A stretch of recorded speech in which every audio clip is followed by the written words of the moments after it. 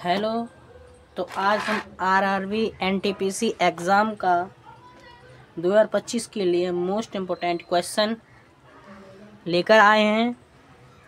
तो आइए इस चैनल से जुड़ जाइए, आपके लिए हेल्पफुल चैनल रहेगा। तो क्वेश्चन फर्स्ट,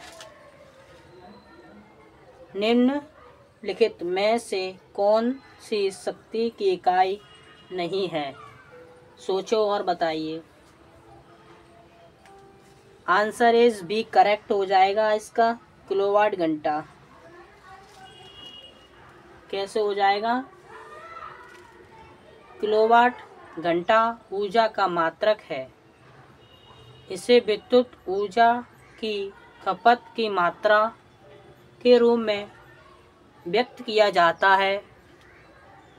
इसका संक्षिप्त रूप किलोवाट होता है। इसे यूनिट में व्यक्त किया जाता है। 1 किलोवाट घंटा में कितना होता है?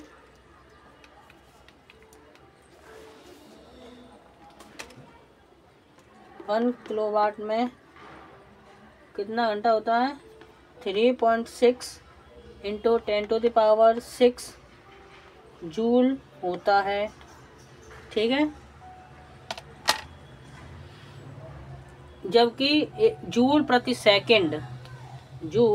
सेकंड अशिष्ट शक्ति और वाट ये हमारे शक्ति इकाई होते हैं, परंतु इसमें क्या पूछा? शक्ति की इकाई नहीं है, तो किलोवाट घंटा नहीं है। क्वेश्चन नंबर सेकंड, निम्नलिखित में से कौन सी ऊष्मीय ऊर्जा की इकाई नहीं है? सोचिए और बताइए। ए हो जाएगा, बी हो जाएगा, सी या D? Answer is correct, A kilowatt हो जाएगा। समझते हैं कैसे? ऊष्मीय, इस पर लिख के दिखाते हैं आपको।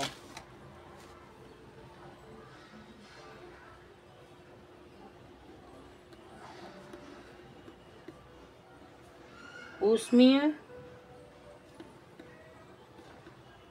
ऊर्जा की इकाई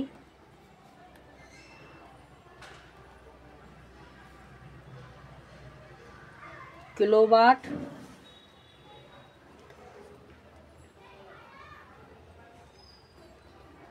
नहीं होती।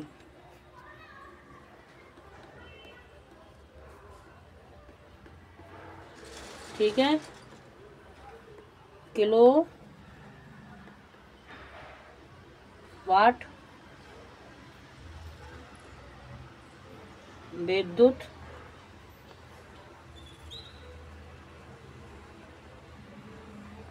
सामर्थ्य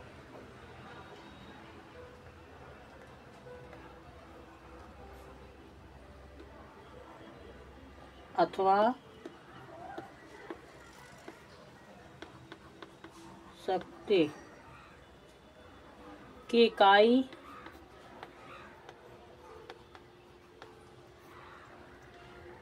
होती है। ठीक है, इसीलिए इसे हो जाएगा ए आंसर, किलोवाट।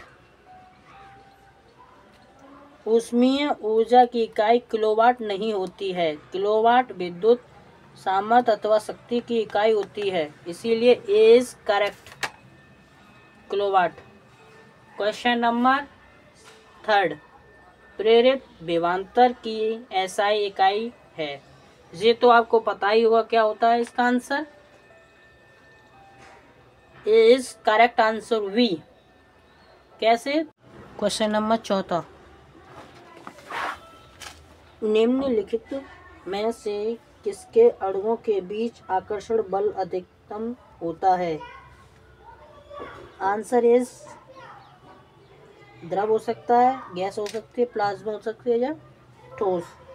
सोचो और बताओ। चलो हम बताते हैं, ठोस इज करेक्ट आंसर। प्रश्न नंबर 5, पदार्थ के संदर्भ में निम्न में से कौन सा कथन सही है? तो कथन पूछा है, सही है। तो पदार्थ के कणों के बीच कोई आकर्षण बल नहीं होता है। ए इज करेक्ट आंसर, करेक्ट हो जाएगा ए।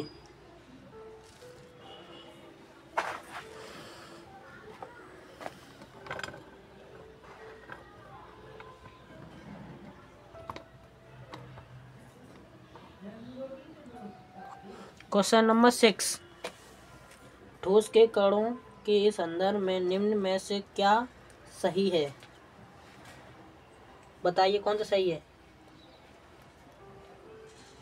आंसर उसका सी हो जाएगा, व्यवस्थित तरीके से विन्यासित होते हैं। क्वेश्चन नंबर 7,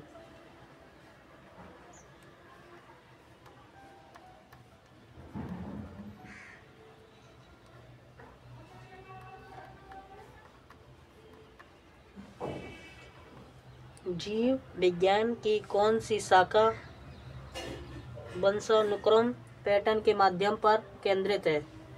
सोचिए और बताइए। A B C D. Answer इसका करेक्ट सी हो जाएगा, आनुवंशिकी हो जाएगा।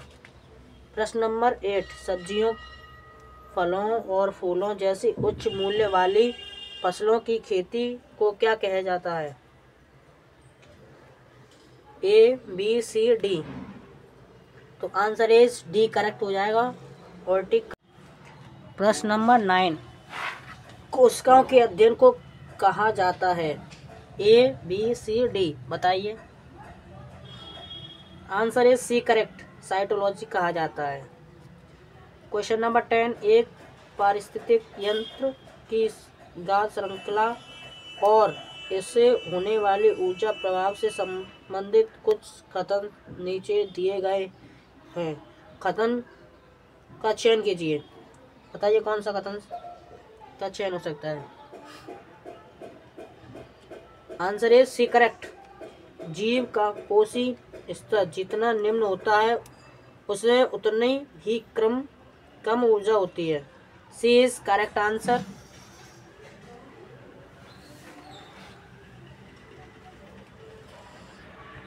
प्रश्न नंबर 11, निम्न में से कौन सी पहले पोषित स्तर पर होते हैं? सोचिए बताइए, पहला, दूसरा, तीसरा, चौथा। आंसर इज करेक्ट डी, उत्पादक। प्रश्न नंबर 12, पारिस्थितिक तंत्र में भिन्न पोषित स्तरों के माध्यम से ऊर्जा प्रभाव। बताइए कौन सा is correct? A B C D. Answer is correct B, प्रत्येक उच्चतम पोषी स्तर से कम के साथ कम हो जाता है। B is correct answer. प्रश्न नंबर 13, कंप्यूटर के किस भाग को नर्व सेंटर कहा जाता है? ए बी सी डी, बताइए कौन सा सही है इसमें। Correct answer C, control unit होता है। ठीक है। प्रश्न नंबर 14, तार्किक लॉजिकल सक्रिय करने वाले संसाधन प्रोसेसर क्या कहा जाता है? ए बी सी डी, बताइए क्या होता है।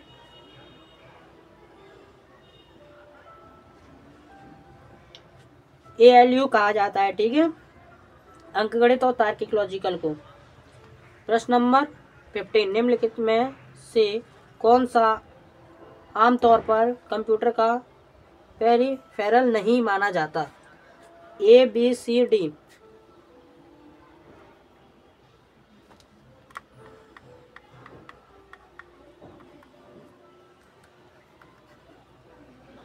Answer is correct, hard drive नहीं मानी जाती।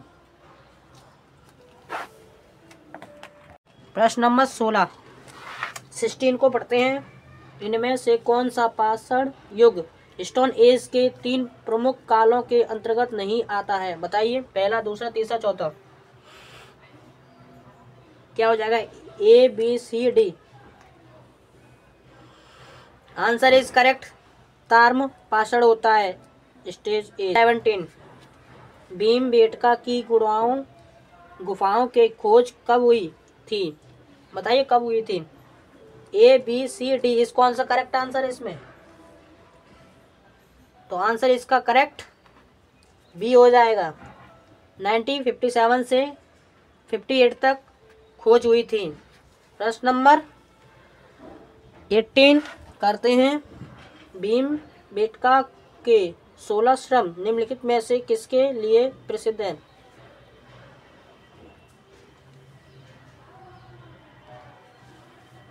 ए, बी, सी, डी, बताइए क्या सही हो सकता है इसमें। Answer is correct B, answer is correct D हो जाएगा। भारतीय उपमहाद्वीप पर मानव जीवन के प्राचीनतम चिन्हों की वजह से डी इज करेक्ट आंसर।